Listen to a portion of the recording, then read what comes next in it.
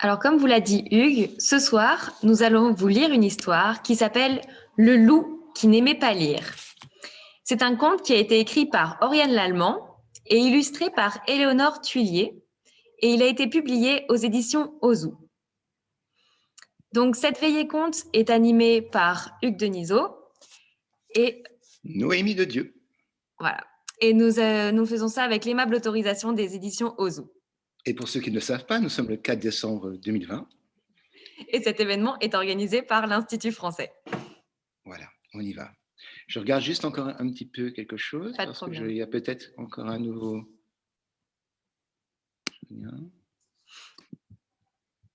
Non, ça va. Ok. À tous les dévoreurs de livres, bon appétit. À Laurent. À Micheline, une fidèle auditrice. Et à l'univers, mon petit-fils. Le loup qui n'aimait pas lire. Texte de Oriane Lallemand et les illustrations sont de Éléonore Tuillier. Il était une fois un loup qui dévorait les livres. Les petits, les grands, les contes, les dictionnaires et les romans. Tous passaient sous sa dent acérée. Il ne pouvait s'en empêcher. Il adorait le goût du papier. Il s'appelait Loup. Mais n'as-tu jamais envie de savoir ce qu'il se passe dans les histoires ? Lui demanda un jour Loup, agacé. Lire, c'est vivre des aventures, rêver, Je préfère vivre des aventures pour de vrai. répliqua Loup. Quand je lis, je m'ennuie. Ah oui, fit Maître Hibou. Je te parie qu'avec ce livre-là, tu ne t'ennuieras pas. Nous l'avons choisi tous ensemble pour toi, Et nous ne jouerons pas avec toi tant que tu ne l'auras pas lu. ajouta Valentin. De retour chez lui, Loup s'installa dans son fauteuil avec le livre. En bougonnant, il tourna une page, puis deux, et à la troisième, il dormait.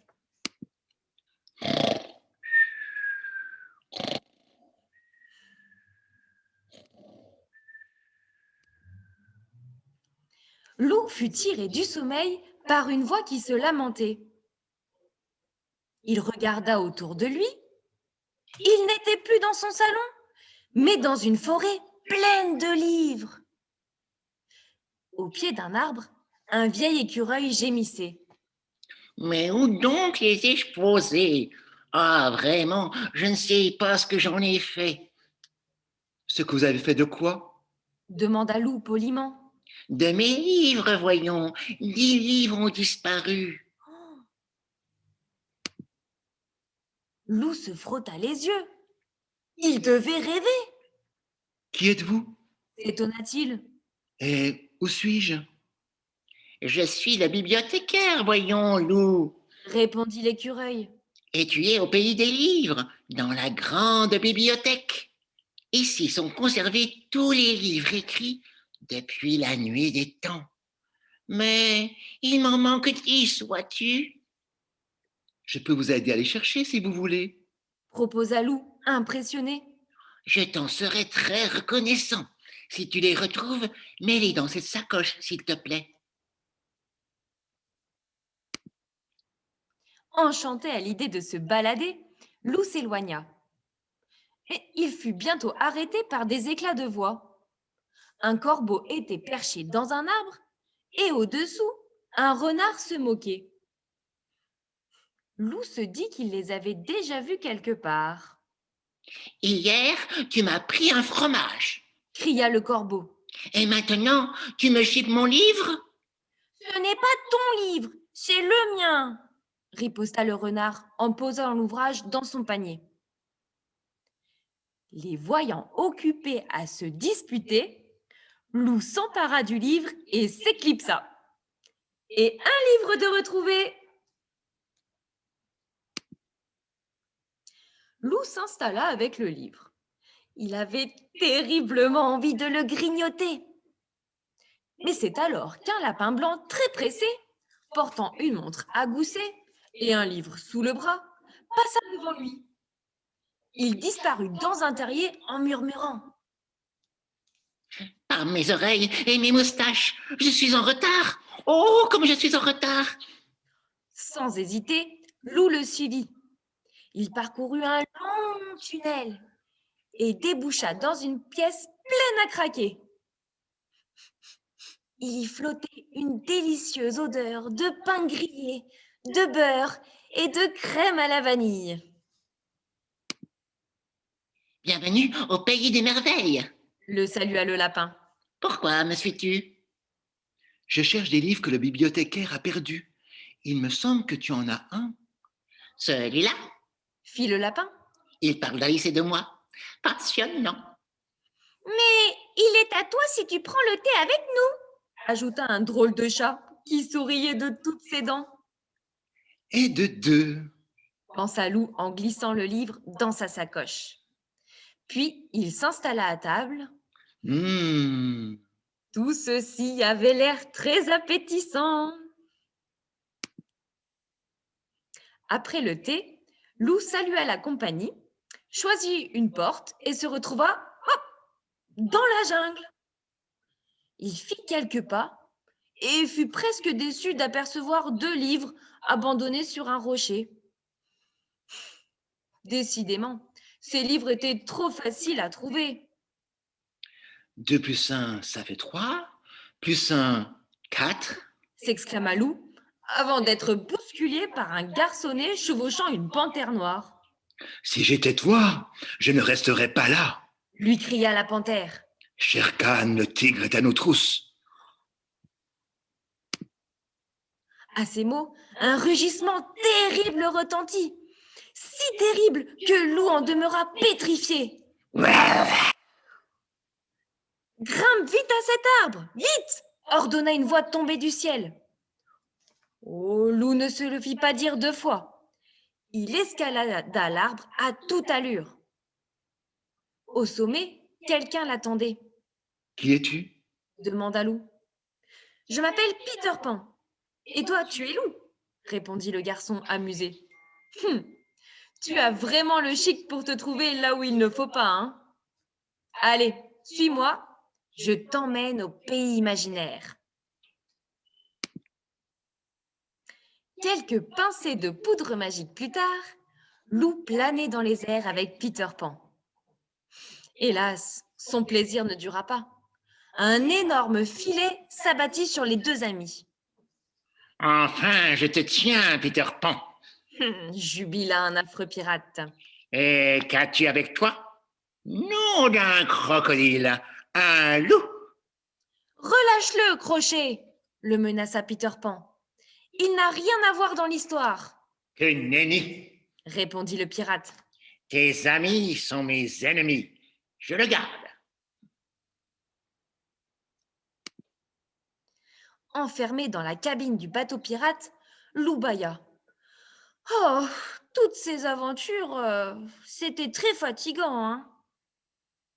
Il s'allongea sur le lit et découvrit, enfoui sous l'oreiller, 2 nouveaux livres.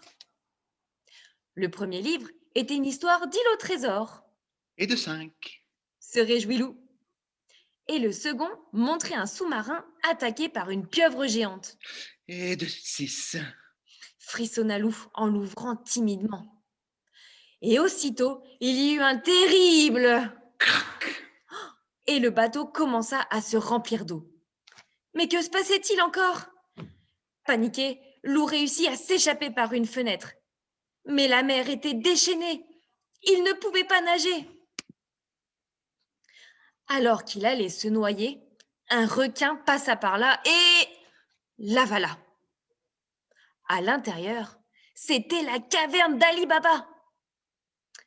Furetant par-ci et par-là, Lou dénicha 4 livres. Il y était question d'Aladin, de djinns, de 40 voleurs et d'un certain Simbad le marin. 6 livres plus 1, ça fait 7. Plus 1, 8. Plus 1, j'en suis à 9. Plus le dernier, on arrive à 10. Compta Lou, ravi. Mission accomplie. Il ne reste plus qu'à sortir d'ici. On est coincé comme toi. L'interpella alors un pantin, dissimulé dans un coin. Mais avec mon papa Geppetto, on a une idée.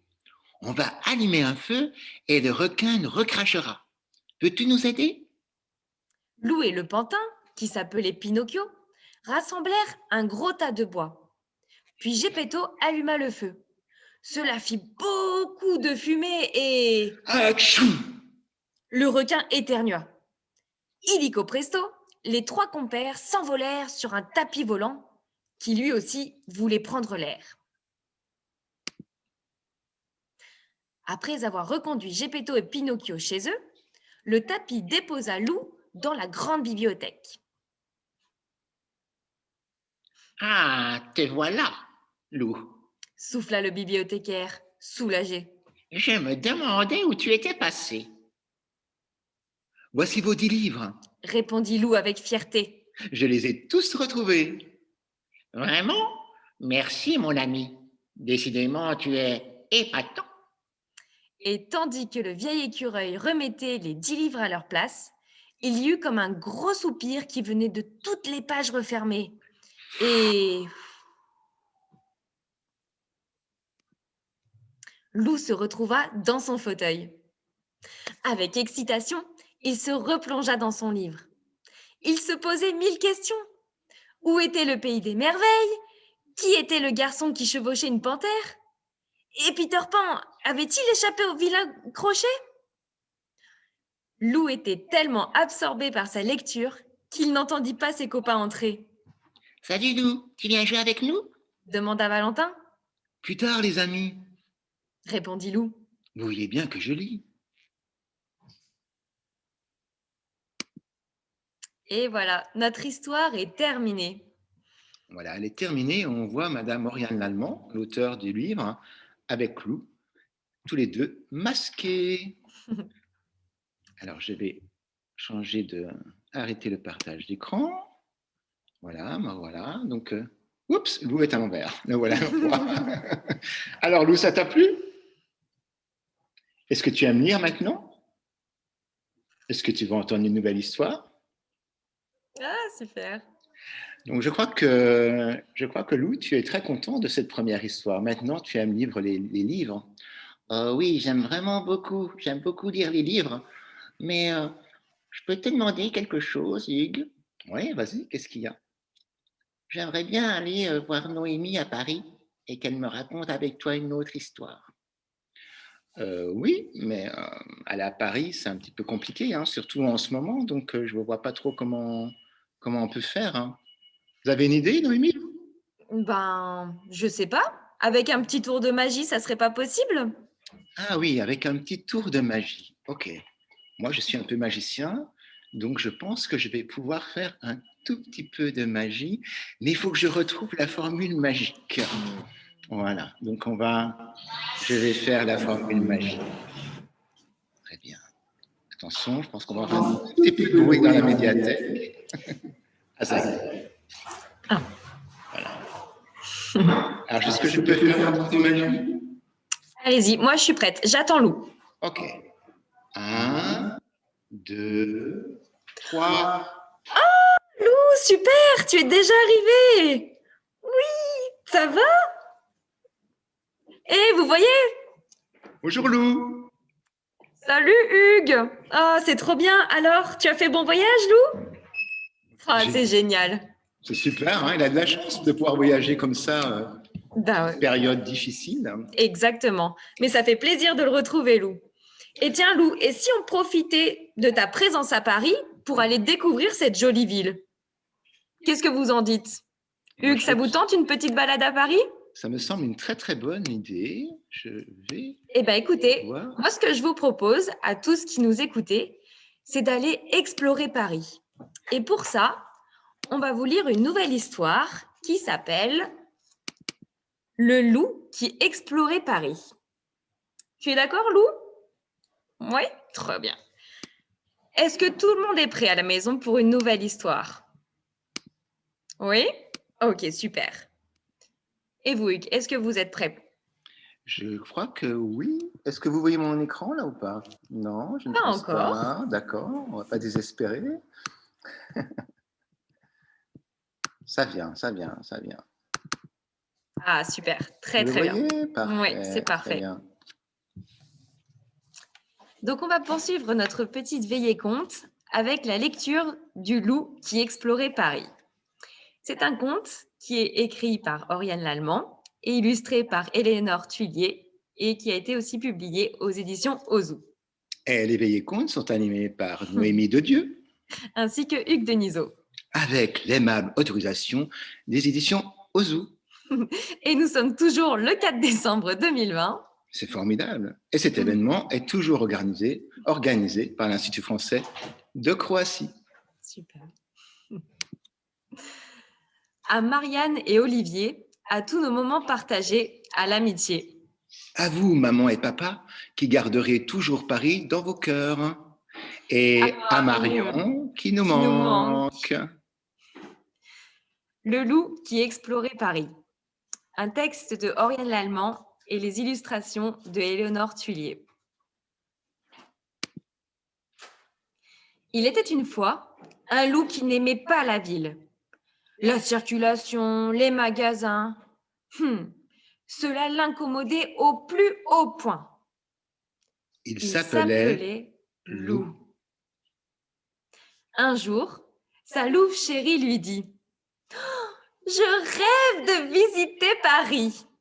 Veux-tu y aller quelques jours avec moi ?» Oh, pourquoi partir si loin? Répondit Loup. Dans la forêt, on est si bien. Le lendemain, Loup trouva une lettre dans sa boîte.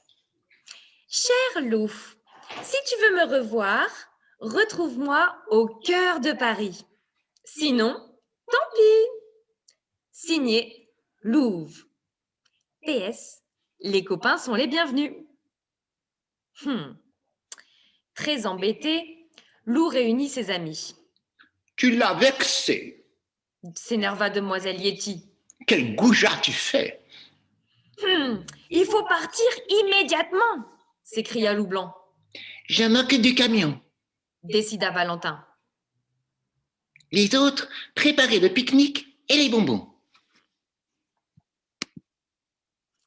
Tandis qu'ils étaient coincés dans les embouteillages, Loup relut la lettre. Le cœur de Paris.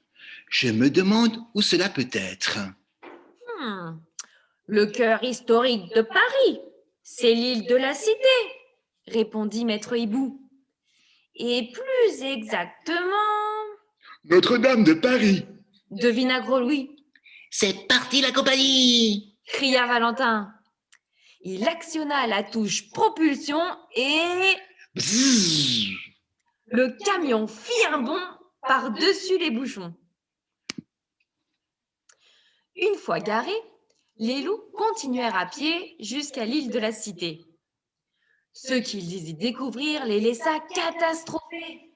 « Oh, mais qu'est-ce qu'il est arrivé à Notre-Dame » murmura Maître Hibou. Il y a eu un terrible accident. Répondit un policier. L'accès à la cathédrale est interdit. Cela veut dire que Louvre ne nous attend pas ici. Dit Loup. Je le savais. S'exclama Titi. Pour moi, le cœur de Paris, c'est la Tour Eiffel, les amis. Et si on y allait en bateau-mouche? Enchantés de l'aubaine, les amis embarquèrent sur la Seine. Ils purent admirer le musée du Louvre, les Invalides, le musée d'Orsay, le Grand Palais. « Oh, comme c'est beau !» répétait Loup Blanc ébloui. « Et tu n'as encore rien vu !» fit Maître Hibou. « Dans ces musées, il y a 1001 trésors. » Tour Eiffel en vue! Et alors Valentin, C'est mon monument préféré. dit Titi, émerveillé. J'ai toujours rêvé de l'escalader. Louvre est là-haut, vous verrez. Au pied de la tour Eiffel, la queue de touristes était interminable. On n'y arrivera jamais. Gémit Loup. C'est sans compter sur moi, mon petit gars. sourit Titi. Et ni une ni deux, elle chargea Lou sur son dos et s'élança à la conquête de la Dame de Fer. Au sommet, la vue était époustouflante de beauté. Lou sentit son cœur se serrer. J'aurais tellement aimé partager cela avec Louve, Murmura-t-il. mais j'ai refusé de l'emmener. Et maintenant, qui sait où elle est? Pas ici en tout cas. Nous avons tout fouillé. La tête basse, Lou et Demoiselle Yeti retrouvèrent le reste de la troupe. Si vous voulez retrouver Louve, arrêtez de vous lamenter et suivez-moi. Les secoua Alfred. Le cœur de Paris, moi je sais où c'est. Alfred partit au pas de course, suivi par Lou, Valentin, Joshua, Loup Blanc, Gros Louis, Maître Hibou et Demoiselle Yeti. À bout de souffle, les amis abandonnèrent les uns après les autres. Seul Lou tenait bon, On se retrouve aux catacombes. leur cria Alfred. Une fois sur place, Alfred expliqua. Les catacombes sont d'anciennes carrières. Il est là, le cœur de Paris, sous terre. Mais pourquoi veux-tu que Louve soit là-dedans? S'étonna Lou, Parce que c'est une aventurière. répliqua Alfred. Les deux compères descendirent des dizaines de marches. Ils empruntèrent un tunnel, puis deux, puis trois. Oh, soudain, les dents de Lou se mirent à jouer des castagnettes. Les murs de la galerie étaient couverts d'os de squelettes. Les loups marchaient depuis une éternité, quand une voix glaçante perça l'obscurité. Bienvenue dans l'empire de la mort. Au secours, un revenant. Hurla Lou en paniquant. Hé, les gars, c'est une blague. Rigola la voix. Je m'appelle Gilles. Un crocodile. Hurla Alfred à son tour. Vous ne craignez rien, je suis végétarien. Les rassura le reptile. Dites-moi plutôt ce que vous faites ici. Nous cherchons notre ami Louve. Expliqua Alfred. Il n'y a pas la moindre louve dans les galeries, parole de crocodile. Guidés par Gilles, les loups retrouvèrent rapidement la lumière du soleil. « Alors » cria Loup Blanc en les apercevant. « Avez-vous retrouvé Louve ?» Hélas, non. Soupira Lou. « Pendant que vous étiez là-dessous, j'ai eu une idée, dit Joshua. Et si Louve voulait parler du cœur de Paris, cœur avec un H, les chanteurs, quoi. Et où trouve-t-on les plus beaux chœurs? À l'opéra, Joshua, mais tu es futé, applaudit Maître Hibou. Direction le Palais Garnier. Des chants mélodieux s'échappaient des fenêtres de l'opéra. Guidés par les voix, Lou et Joshua gravirent un escalier majestueux et débouchèrent dans une salle digne du plus beau des palais. Sur la scène, une silhouette encapuchonnée les observait. « Louve !» hurla Lou, fou de joie. « C'est moi, je suis là !» À ces mots, la silhouette s'évapora. « Vous avez rencontré le fantôme de l'opéra !» s'émerveilla Maître Hibou. Et on raconte que... Je me moque de ce qu'on raconte.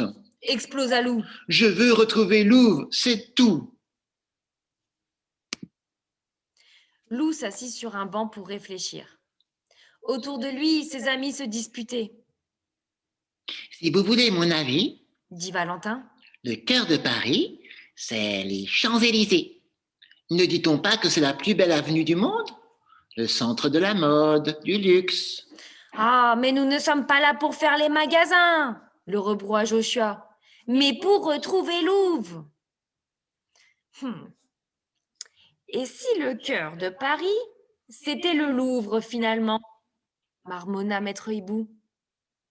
C'est l'un des plus grands musées, un sacré beau musée, au cœur de Paris. Qu'avez-vous dit, maître Hibou? Sur Sotalou? Un sacré beau musée? Cela me fait penser au cœur sacré. À la basilique du Sacré-Cœur! S'exclama maître Hibou. Bravo, vous! Oh, mais comment n'y ai-je pas pensé plus tôt? Allez, en route! Et cette fois, on prend le métro. La journée se terminait quand les amis arrivèrent à Montmartre. Épuisés, affamés, ils gravirent les marches qui menaient au Sacré-Cœur. Hélas, cette fois encore, Lou eut beau chercher, il ne trouva nulle part sa louve adorée.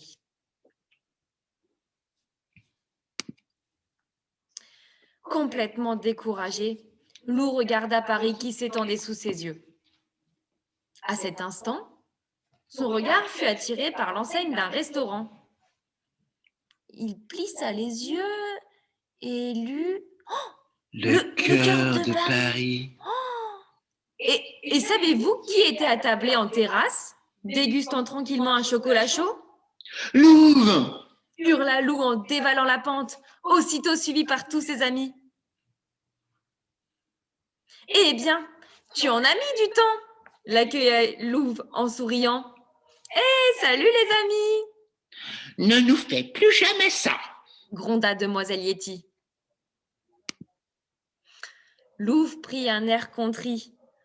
Oh, ne te fâche pas, Titi. Grâce à moi, vous avez visité Paris.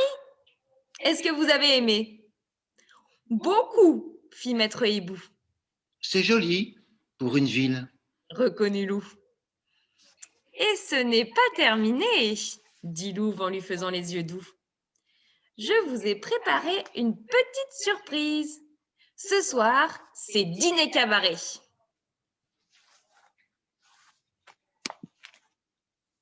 Merci Noémie. Et merci à vous, Hugues. Voilà, encore une histoire de terminer avec Oriane Lallemand. Je vais arrêter de partager mon écran et me voilà.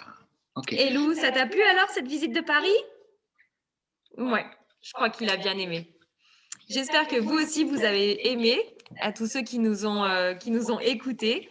En tout cas, ça nous a vraiment fait plaisir de partager ce moment avec vous, que ce soit depuis Zagreb, depuis la Bretagne ou partout ailleurs. C'était un réel plaisir de vous retrouver. Et c'est aussi avec grand plaisir que finalement, on se retrouve tous à Zagreb. Bonjour, on est tous là en fait.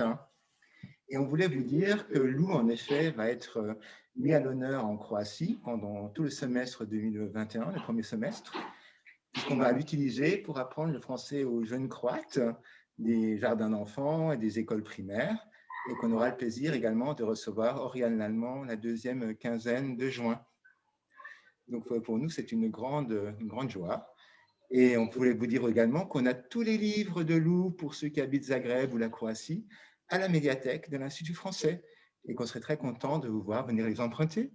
Et vous pouvez également les acheter à la librairie francophone à Korčula. Voilà. Donc, merci de nous avoir écoutés. Merci à tous d'être présents, ça nous a fait très plaisir. Et on se retrouve dans 15 jours, si vous voulez bien, pour des contes ayant pour thème Noël. Voilà. Vive le vent, vive le vent, vive le vent d'hiver.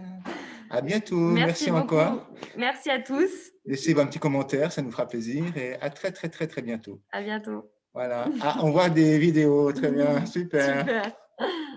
Bonjour Léon, bonjour. Très bien, super. Voilà, à très bientôt. Merci à vous. Vraiment Merci. super. Merci, bonne soirée. Merci, c'est super. Merci à vous et à bientôt. Alors.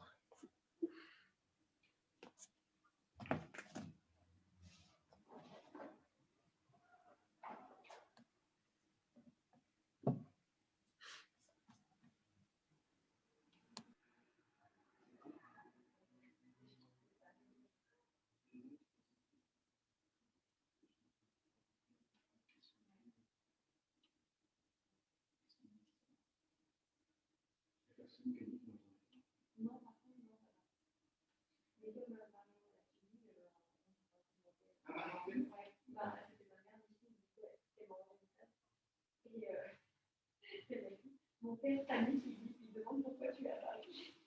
Et il a dit, j'ai dû me rassurer que c'était la médiathèque pendant 3 minutes.